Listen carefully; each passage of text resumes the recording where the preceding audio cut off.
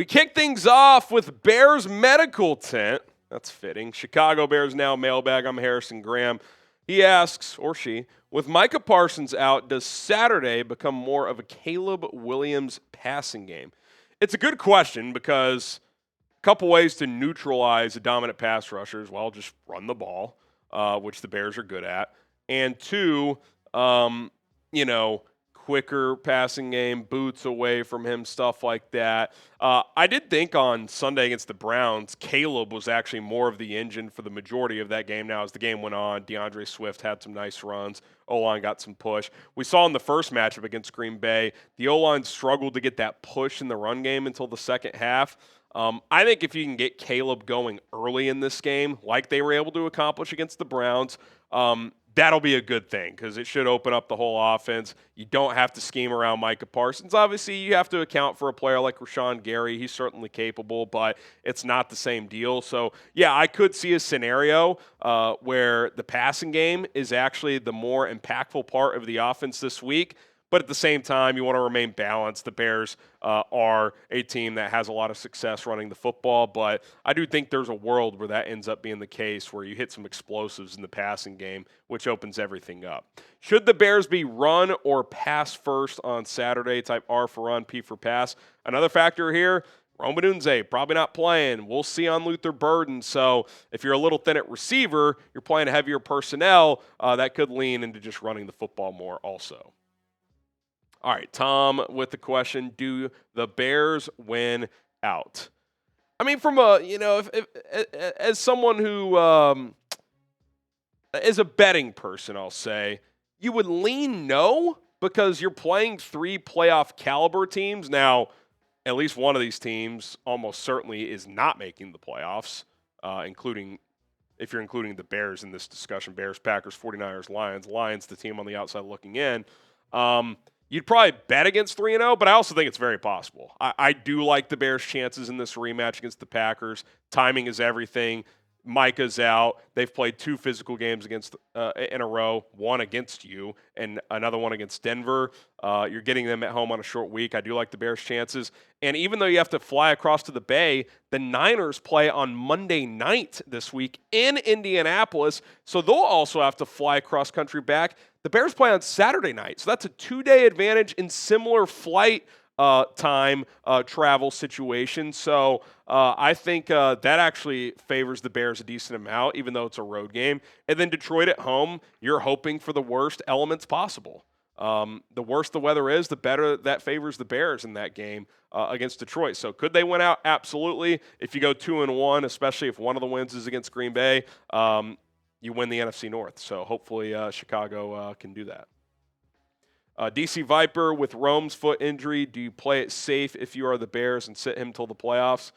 It's certainly possible. I think first things first. I don't think you play him Saturday against the Packers. I would guess he sits. And, maybe it's one of those things where if you win that game, it's like, okay, we're not going to force it. We're at win 11. We're feeling pretty good about being in the playoffs. Then if you beat San Francisco, maybe you would just sit him for the postseason and try to play him in the playoffs. So I think it's a week-by-week approach at this point. We'll see how Ben Johnson, Rome, the medical staff, how they kind of weigh the pros and cons here. All right, FGB gear available, T-shirts and hoodies. If you go to chatsports.com/FGB, that'll take you to the kind of catch-all website where you can see both the T-shirts and the hoodies. Now, if you want to go specifically to each item, chatsports.com/FGB hoodie, chatsports.com/FGB shirt. Now, do want to make it clear, during the holidays, shipping stuff can get a little delayed. You're not going to get this gear before the Packers game, but it's a motto. It's a mantra. You should be rocking this gear all year long, and might play the Packers again in the playoffs. So a chance to get this gear before a potential third game with Green Bay. You're not going to get it before this game. Probably not before Christmas, too, because these shipping situations get backed up. But still an awesome opportunity to get some FGB gear. Chatsports.com/FGB. You're going to go straight to the hoodie or T-shirt. Chatsports.com/FGB hoodie or /FGB shirt. All right, Mason Weiss, thoughts on Texas A&M edge rusher Cashius Howell.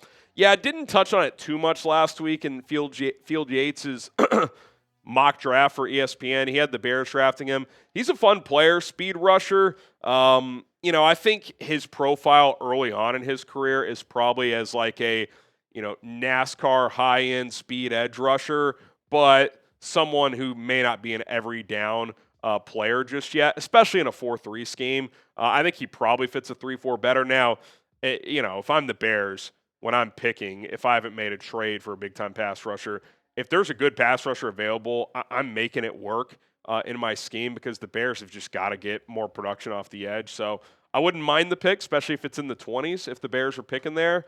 I think he's a good player. Where is Nestle? Is there a growing chance at Myles Garrett by June? I don't know. I mean, I think he would certainly welcome a change. There's a reason he requested a trade last year. You do wonder if he regrets signing that contract in terms of not holding firm with the request, because he would have gotten paid no matter what. But at the time, and this is where I'll defend him a little bit, and everybody's like, well, he signed the contract, didn't have to. At the time, $40 million, like that was a big deal. And then TJ Watt got 40, Jamar Chase. Like he may not have seen that coming, but it's kind of tough when your agent comes in and be like, look, man, they just offered you $40 million a year and like $200 million guaranteed. You still want to say no and stick to this trade request, or do you want to just sign it? I'd probably sign it too. So does he end up getting traded now? I don't know. The money ramifications for Cleveland, they'd have to work through. They still have the Deshaun Watson contract on their books. So that's probably more of a, would Cleveland be willing to take on the dead money versus if he's actually available or not. All right, subscribe to the channel. We got Chicago Bears content every single day. Doesn't matter when it is. Doesn't matter if it's the holidays. Doesn't matter if it's in the middle of a playoff push. Doesn't matter if it's late June and there's not much going on with the Bears. We're bringing you content every single day. Couldn't tell you the last day we did not publish at least one video on the channel. Most days we publish at least two. So hit that subscribe button and turn on notifications and support Chicago Bears now. It's free.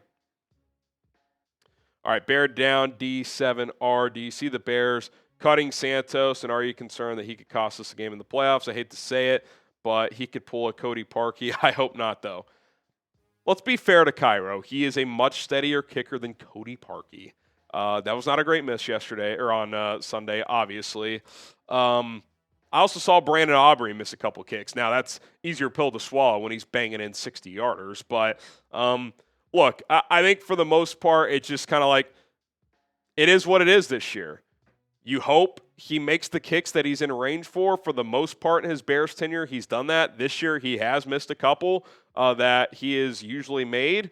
That one on Sunday from 35, you can't miss that in a playoff game. If you're missing inside 40 in the playoffs, that can cost you. So you hope that's just kind of a fluke, but they're not changing kickers at this point in the season. So we'll see how it plays out. As far as next year goes, I don't know if they would just straight up cut him, but I do think at minimum they would probably bring in competition. He's an older kicker, doesn't have the strongest leg, all the stuff we've talked about over the last year or so. Mr. Schwann, and then we'll bring the boom for Michael Horowitz. He says, when Caleb will show up, which Caleb will show up, and what's up with the tight ends passing game, Loveland, Kmet. Both those guys have been playing pretty well recently. I like what they've been getting out of those two guys. Kmet had a bad drop on Sunday, but Loveland's been a difference maker. Kmet's had moments. I thought he was really good in that Giants game. Had some tough plays against the Packers the first time around. So, especially if they're thin at receiver, you would think both those guys are going to be involved, at least in the short term.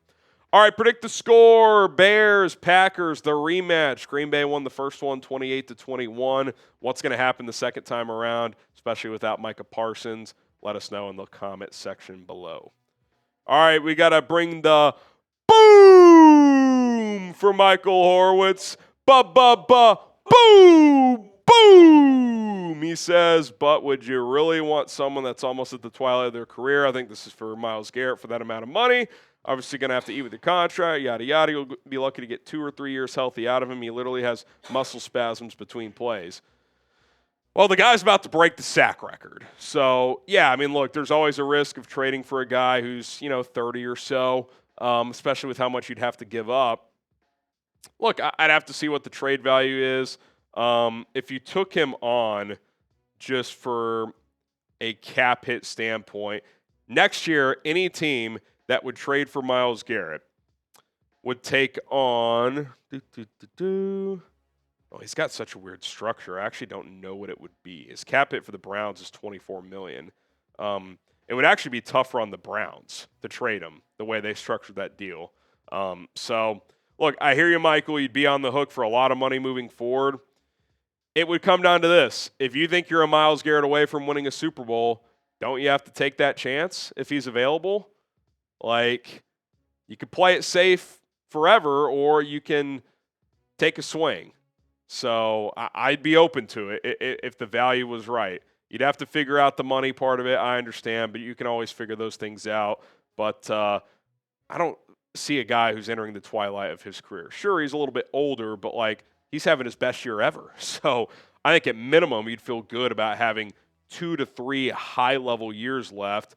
If you told me you got 2 really good years and 2 solid years, I think that'd probably be worth it to get Myles Garrett in this kind of win-now window. Dennis, instead of trying for Max or Myles, would you try and sign Trey for 1 to 2 years, Trey Hendrickson, I assume, and draft a defensive tackle round 1 and a round 2 edge as a successor for Trey or Montez? Also options. Hendrickson's price has probably gone down pretty significantly. I don't think Cincinnati would even franchise tag him at this point because it would cost like 30-something million. Now they might re-sign him, but could you get him on like a 2 for $50, $30 million guarantee, kind of a 1+1? Like if you told me today you can get Trey Hendrickson for 2 years and $50 million, I'd sign up for that. You put him opposite of Montez Sweat, have those two here for a year, and then the next year you pivot off of at least one of them and kind of retool that room. To your point, maybe you draft a guy. So, I think that would be another option for the Chicago Bears. But I also think a lot of teams would be interested in Trey Hendrickson this offseason. All right, appreciate all the questions. If you have more, you know where to find me. Social media at HGramNFL on Twitter and Instagram. Still got to catch up on some DMs following the win over the Browns. I will do that in the next couple of days. So stay patient. I'll get you covered over there. Appreciate you guys for watching. Bear down.